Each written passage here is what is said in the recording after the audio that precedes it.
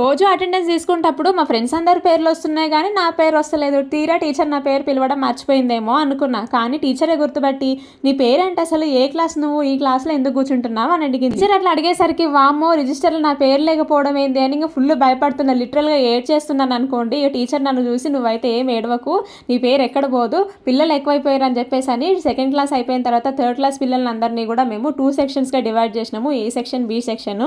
నువ్వు తెలవక second class పక్కనే థర్డ్ క్లాస్ కాబట్టి ఈ క్లాస్లో వచ్చి కూర్చుంటున్నావు, ఇంకొక క్లాస్ రూమ్ కూడా ఉంది, ఆ సెక్షన్లో ఉందేమో నీ పేరు, ఒకసారి టీచర్ దగ్గరికి వెళ్ళేసి అడిగిరా అన్నారు. ఏ సెక్షన్ టీచర్ చెప్పినట్టుగానే బి సెక్షన్ టీచర్ దగ్గరికి వెళ్ళి టీచర్ మీ క్లాస్లో భార్గవి అనే అమ్మాయి ఉందా అని అడిగిన. ఆబ్వియస్లీ టీచర్ ఏమంటది, లేదు అనే చెప్తుంది కదా. రిజిస్టర్లో నా పేరు ఉందా అని అడగకుండా డైరెక్ట్గా భార్గవి ఉందా అంటే టీచర్ మాత్రం లేని భార్గవిని ఎక్కడి నుంచి తెచ్చిస్తే చెప్పండి. ఏమైందో కంటిన్యూషన్ నెక్స్ట్ వీడియోలో చెప్తాను. ఈ లోపు మీరు ఛానల్ని సబ్స్క్రైబ్ చేసుకోండి. ఈ వీడియో అయితే లాస్ట్ సాటర్డే పూజ బ్లాగ్ అనమాట. ఫుల్ వీడియో మన ఛానల్లో అప్లోడ్ చేసినాను. ఈ వీడియో కింద కూడా ట్యాగ్ చేస్తాను, ఒకసారి చెక్ చేయండి. ఇన్స్టాలో చూసే వాళ్ళైతే హైలైట్స్తో స్టోరీలో ఉంటుంది, వీడియో చెక్ చేయండి.